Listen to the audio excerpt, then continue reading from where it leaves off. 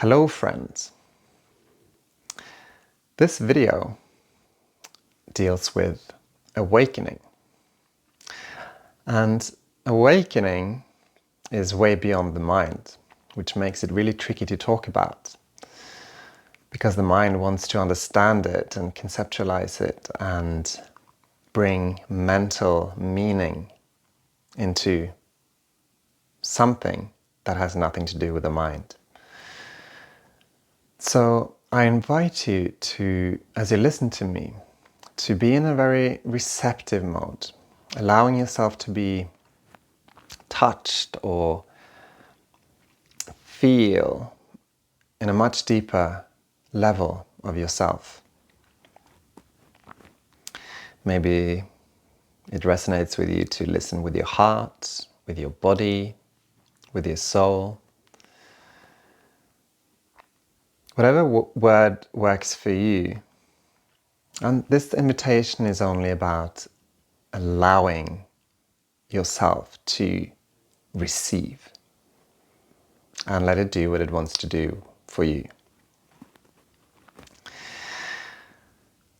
And first of all, this word, awakening, it's a tricky word because it's used in so many different ways by different people. And a lot of the time in spiritual circles, the word awakening refers to the sort of early step or shift that takes place in most of us when we either suddenly or over time become available to deeper dimensions in ourselves. We become spiritual, or we begin a spiritual path, or we come to some sort of understanding or change in us where we sort of feel or again become available to the fact that the spiritual path is something very deep and also beyond the normal human consciousness and experience. And this shift in itself can be very profound. It can be a very radical experience. So, it makes sense to call it an awakening. I awaken to there being more to life than what is immediately available through the senses and through the thoughts and emotions. And this is all fine, but it's not really the awakening that I'm addressing here.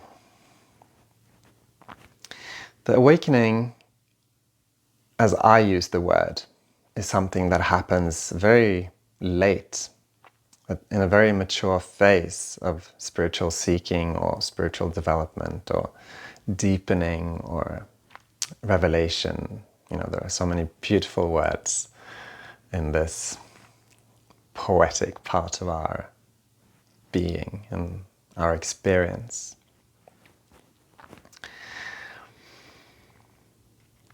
Awakening refers to an unraveling and deconstruction of the human system, the structures that hold the mind and the experience together.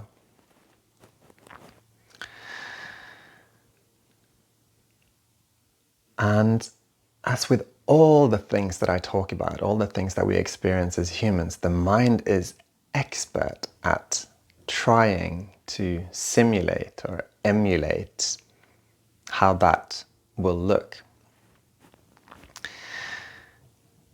And just like with the term enlightenment, we hear about it from teachers, we read about it in books. The mind creates a fantasy, an idea of what it means, what it entails. There are words like paradise and nirvana, the absolutes, and going beyond the self and merging with the universe, and it goes on and on and on and on. And every time the mind hears something like this, it will automatically create a reference So if I use a word like paradise or nirvana, which makes more sense to Buddhists, of course, the mind will make an understanding of, come as far as it can to reference some past experience into that concept. So, for example, if I've had a deep experience in meditation, or an experience where I sort of lose myself in nature, for example, these words will automatically sort of latch onto that memory. And most of the time, whether I'm conscious of it or not, my mind will give me some sort of idea that I have some understanding of what it means, or what that experience is like. That's just the way it is, and it's how our minds work. But the caveat here, or rather the thing to sort of carry with us into these deep layers of the spiritual realm, let's call it that, is that as long as I believe that I am awake, or that I've had an awakening, that's not it. There are so many ways to put this, and many spiritual traditions try to remind the seeker to be very mindful of this belief, because this belief will come in the way of awakening. And many teachers and many seekers believe themselves to be awake, or to have had their awakening, and that prevents it. Belief prevents that which I'm talking about.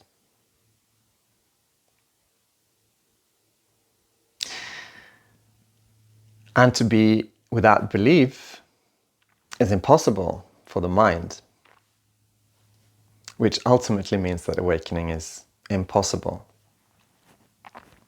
And I say this because it's impossible to the mind. It doesn't happen in the mind. The mind, in many cases, will not be aware of it at all. It may have an inkling, but it will go on as before, as if nothing has happened. So this is something else.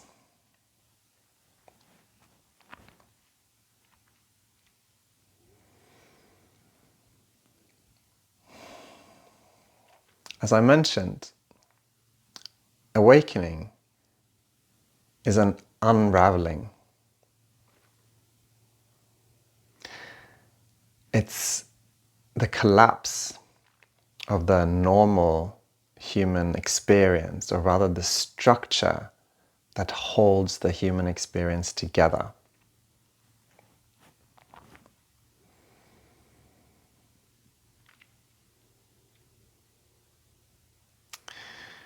For many people, awakening only takes place, and it happens spontaneously,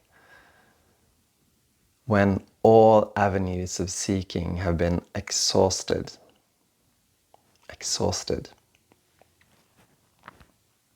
It often comes as a result, or together with, an experience of giving up.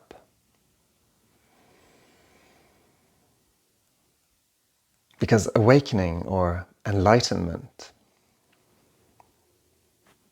sounds great to the mind, especially if we're spiritual seekers. If we're not spiritual seekers and it happens, it's a great bonus. Lucky are those, the few, that do not seek and strive and have to go through that process. But those are few.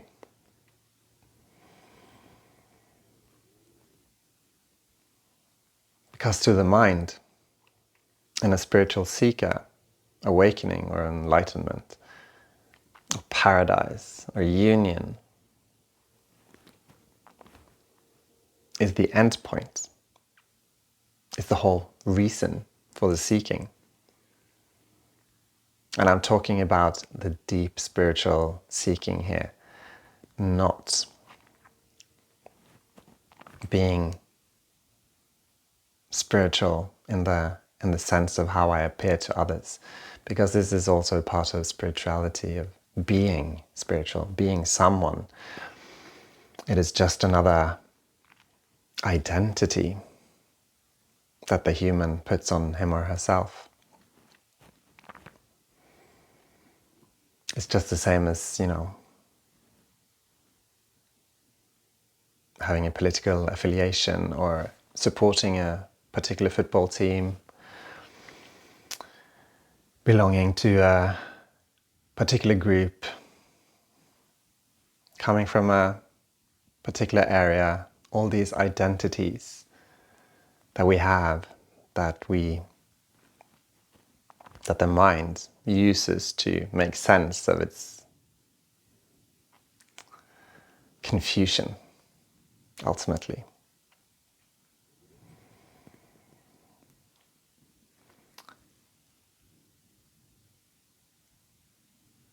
And the mind being such a complete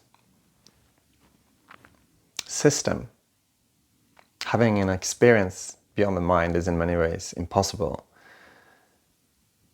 My human experience happens through the mind, which is why awakening doesn't happen by striving, and all these spiritual teachers throughout the ages sometimes try to put this into words by saying, seeking means that nothing can be attained. Especially in Eastern traditions, there are great traditions of non-seeking, non-doing, detaching, because the striving and the seeking and the working through the mind is in itself a hindrance. But of course, non-doing, when we understand it through the mind and try to do it, is just more of the same. So for me, trying to say that seeking is pointless is pointless. Because for most of us, when the awakening happens or arises, it comes after a great deal of seeking and striving and suffering. So it's necessary for most of us.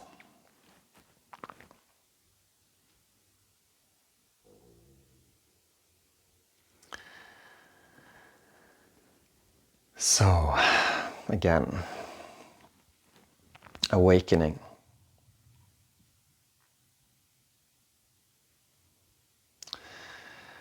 Usually happens when all other avenues have been exhausted.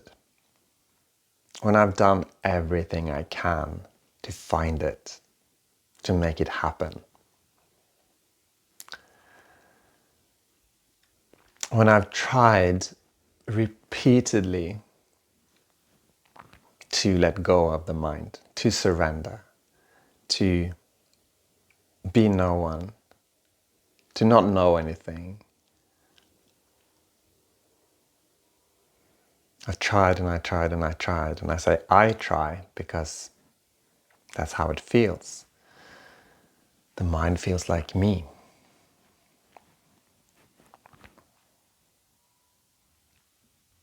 Everything that happens in the mind, thoughts, emotions, interpretations, experiences, labeling,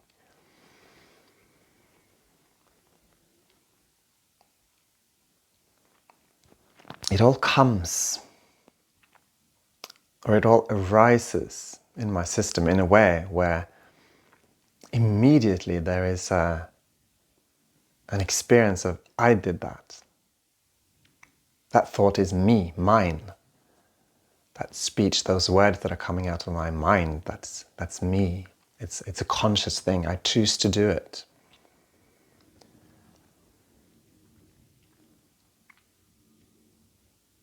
What I see is my experience. So there's like this, immediately after a sensory experience, for example, there's this, I did that, I had that experience. I heard those words. Me, me, me, me, me. It's me, it's mine. That's just the nature of identity. I identify with what I experience.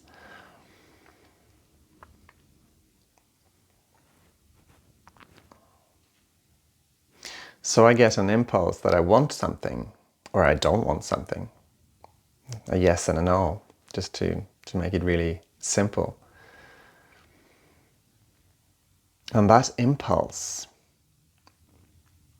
is experienced as if I made a decision, as if I have a choice, as if it's the me. Again, it's natural, it's normal, it's how almost every human being that ever existed has experienced him or herself, or his or her life. Which is why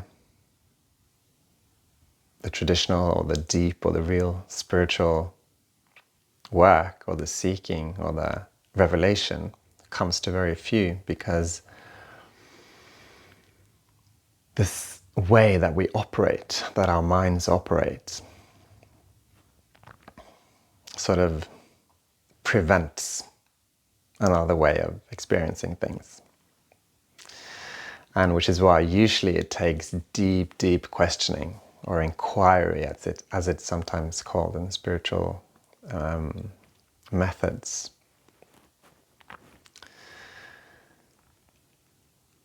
Or the methods that are used by teachers are very radical or surprising, or at times even violent, at least through the interpretation of the mind. Because it needs to go beyond and eventually break the patterns and the structures that holds all this together. And this is way more effective for most people with a teacher or a guide. It's much more common through a spiritual system than spontaneously. But that happens a lot also. It's just that it's rarely talked about in spiritual terms, because when it's not understood by the mind through a spiritual perspective, it is just sort of a peaceful, open, easy place where most of the human suffering and striving and conflict stops to make sense to that individual.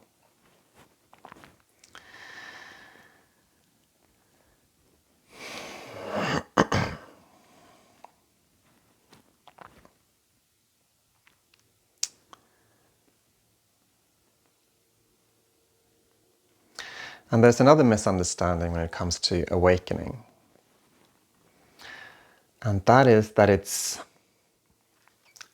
radically and immediately different to what went before. This is the case for some. It's so deep and profound and radical and different that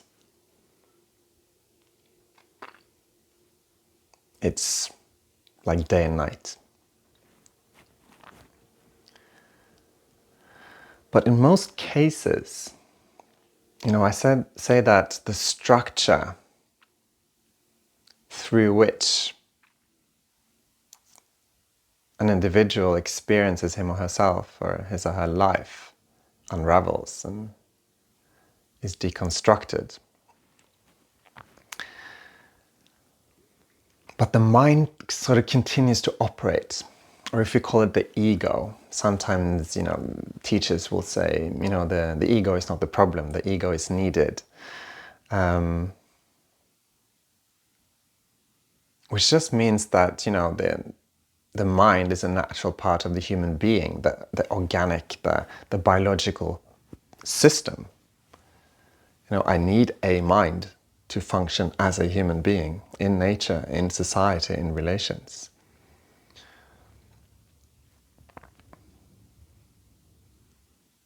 So awakening doesn't really mean the absence of mind. Which is why so many misunderstandings happen and why spiritual experiences are often mistaken for awakening.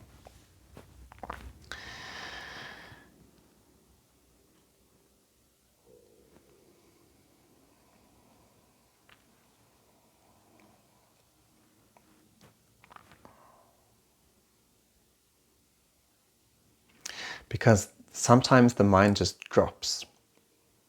This can happen especially in deep meditation or tantric experiences, or when we even more sort of methods that push the physical system beyond its natural state, such as with breath work, pranayama, yoga exercises. Sometimes the mind can just drop. It goes completely silent. And it can come with an experience of total openness and presence, and without the noise of the thought processes. It's beautiful. It's often a step. It's an important experience. Just having the experience of absence of mind is in itself a revelatory experience. But awakening is not an experience. It's not a state. It's not a state of mind. It's not a state of consciousness. It's not a state of being. It is what happens when something very, very fundamental in the mind that creates the identification that I talked about, that which experiences the inner world, the prisms, the layers of the mind of interpretation and understanding and conceptualization, when that system falls apart, when it breaks. So it's really the identification that changes.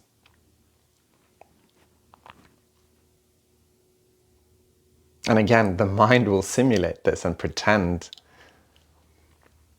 so we can believe that we don't have identification with the mind, while being deeply identified, being identified just like before, just by knowing that this identification is the way, so to speak. But still, if we try to talk about it, this is how I would conceptualize it. And when that identification drops, it will drop suddenly or it will drop over time. Although there will be sort of like a moment. At least that is my experience, and from those that I know that experience it.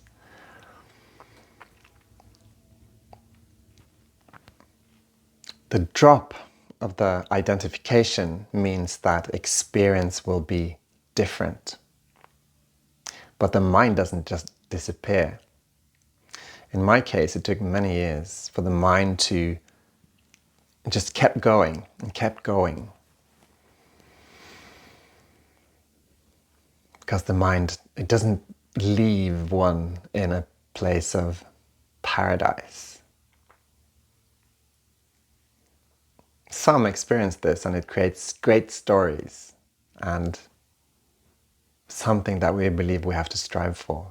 Oh, I want to have that experience. The absence of suffering. The absence of mental noise. It's great advertising for the mind to, be available and allow the spiritual seeking to happen. The idea of enlightenment is great advertising and quite important, but it's not really the point. So awakening is a moment, in a way, or a culmination, because the true spiritual path is a path of deconstruction. The mind will be deconstructed. Because when I truly start looking at myself and my beliefs and how I interpret my experience and the world, when I really look deeply in openness and availability to there being something other than how I experience something, beyond my belief, the deconstruction starts to happen. And that, for most people, takes many years in itself, because I have to look at different aspects, different dimensions, over and over again. And there are so many different layers, and they all have to be deconstructed, within itself. It's only when I look deeply and question something in myself where I can actually see through it, and will always come to the understanding that, oh, even this was just a misunderstanding, an error in the mental structure and system. And then at some point it goes so deep and reaches so broadly that identification in itself collapses.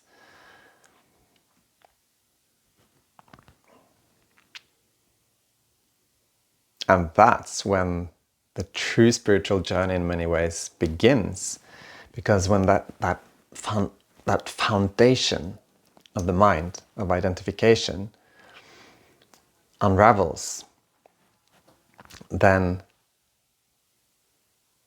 the spinning of the mind, the grasping and the aversion, all the games, it doesn't really work anymore. And especially for some of us, afterwards, it gets really loud, and so much mess comes to the surface, because everything that so far hasn't been deconstructed, everything that hasn't been seen through and understood and integrated, pushes to the surface, because the compensating mechanisms in the mind are not working properly anymore. So all the ways that we trick ourselves, all the ways that the mind simulates something that appears real, doesn't work so well anymore. And this is the process of embodying the awakening, of that moment, that insight, that very, very profound happening in the being, which the mind can't understand or make sense of, that starts to seep into the human, into the mind. But it's an unlearning process, where the mind sort of has to unlearn everything it has ever known. And I'm not talking about, how to drive a car or use a gadget. That's there. But how it understands its experience, that's what doesn't work anymore. How it relates to people, to events, to nature, doesn't really work anymore. And this is what is called beginner's mind sometimes in some traditions. Because the mind has to relearn so many different things. It has to subordinate itself to something greater, because that is ultimately what awakening is about. It's not about the individual. And this in itself can bring a lot of suffering, because the mind thought that, oh, when only this happens, it will be great. It will be easy going. Finally, I will be there. And in many ways, it's just a beginning.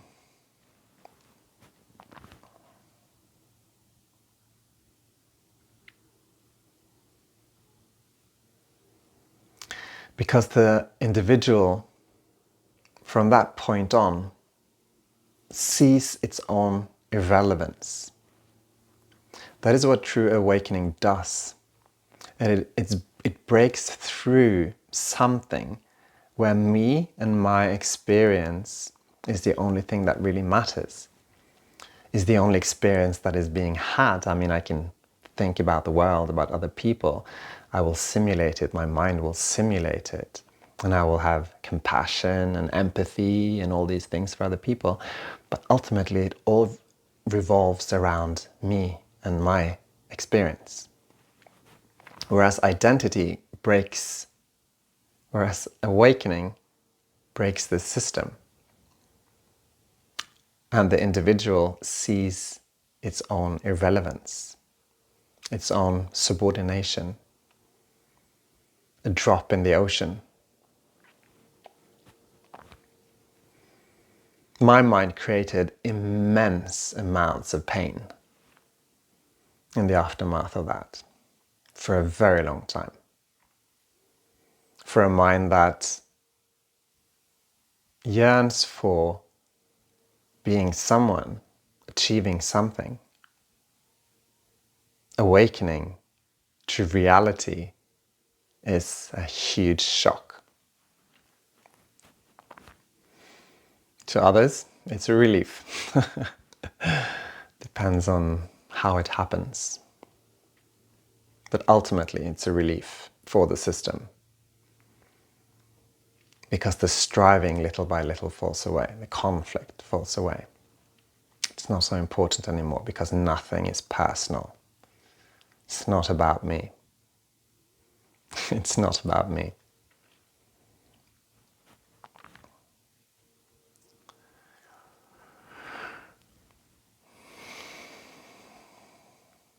But it continues to be about me for a long time after awakening for many people, because that's what the mind is about.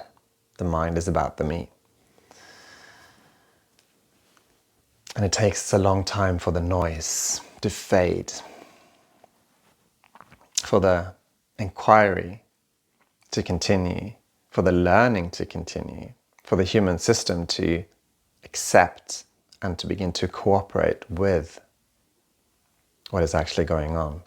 Because awakening is something much greater than the individual that is waking up. This is why words like the true self, or God, or the absolute, or universal consciousness, the Buddha, all these words that different traditions use to sort of try to convey that it is something universal, huge, transcendent, beyond time and space, that makes itself known.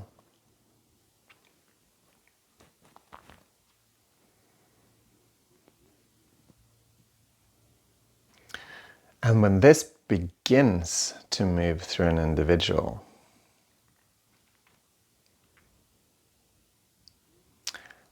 the individual becomes subordinate. In time, it will struggle. And it's not about it being annihilated either. I mean, the organism, the human life, the individual continues to be here until it dies. It has wants and needs.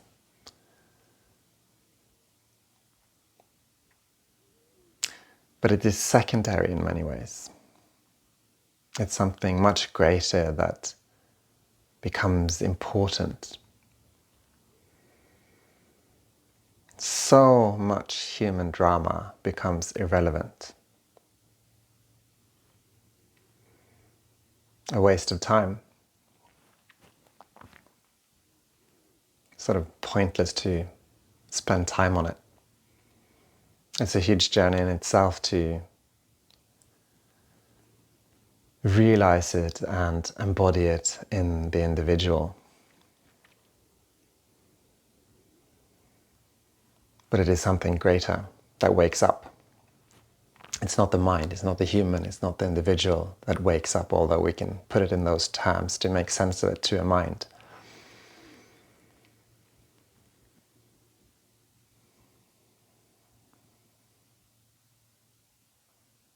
But it is the totality that takes the space where the individual is disappearing, where the individual's relevance fades. Which is why true awakening leads to service.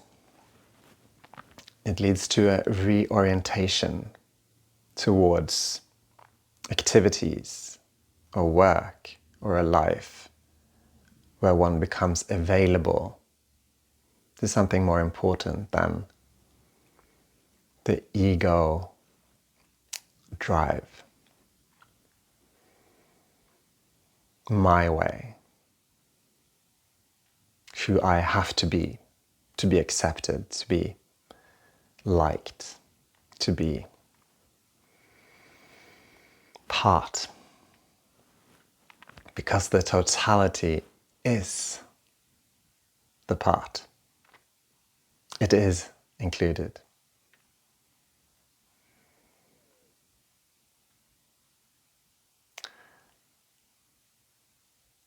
And the totality loves the individual.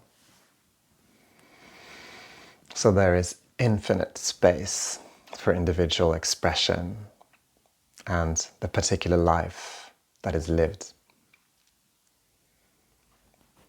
One doesn't become a teacher or a guru or a coach or anyone in particular. It's just that the individual falls into place in its natural harmony, into its purpose for being, into its gifts and abilities, into what it loves and enjoys.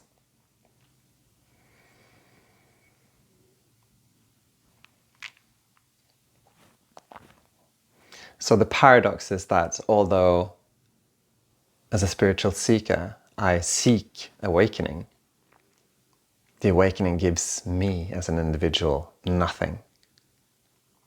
In time, the prize for the individual is the falling away of the conflicts and the misunderstandings, because things make sense. There's nothing to fight, because the world is as it is for a reason. The world is perfect, people are perfect. We suffer because we need to. We learn because that's what life is about. So the personal effect is ease and insight and a harmonizing with the whole. But it's not for the individual, which is why it's about service. Because ultimately, my existence then becomes about how can this existence best be used, best harmonize with my surroundings, with the world, so that when this organism dies, its existence will have contributed, not just followed its natural impulses and stuffed itself and spent most of its time talking about useless mental concepts.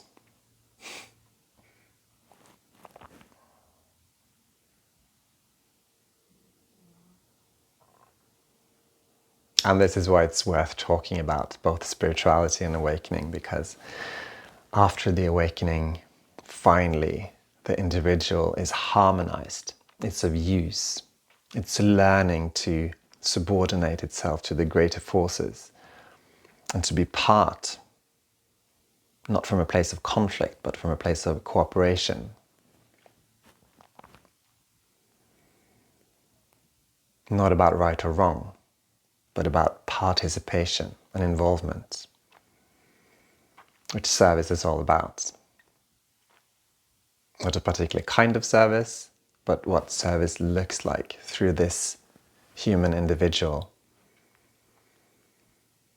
when it doesn't spend all its time and attention on its own basic needs and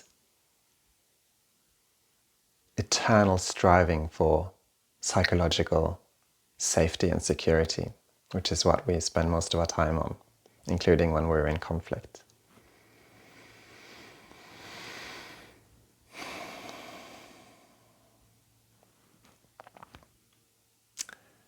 And if there is one thing to emphasize that brings about awakening, because it doesn't come to most spiritual seekers,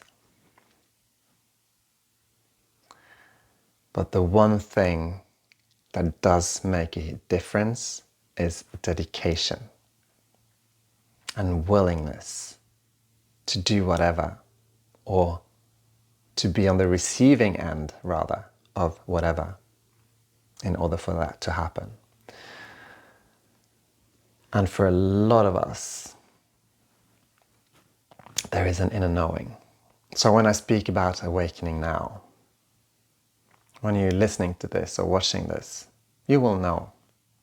You will have an inner feeling, called an intuition, if this is your path, if this is where it's going for you. If you have the willingness in you for everything to disappear, that everything will be subordinate to that which is greater. Because most individuals are not here to carry or to channel the totality. They're here to live their lives and focus on the individual journey of life, of enjoyment and of pain. But a minority can feel it, that it's not about the me, it's about something greater than me. And when that comes with a willingness to spend time and attention and effort to go beyond, to let go, to release, and ultimately to be wrong and to fail again and again and again, when the dedication is so strong that I can survive, that I can handle, that I can return to failure, to the pain of trying and failing. That's what it takes.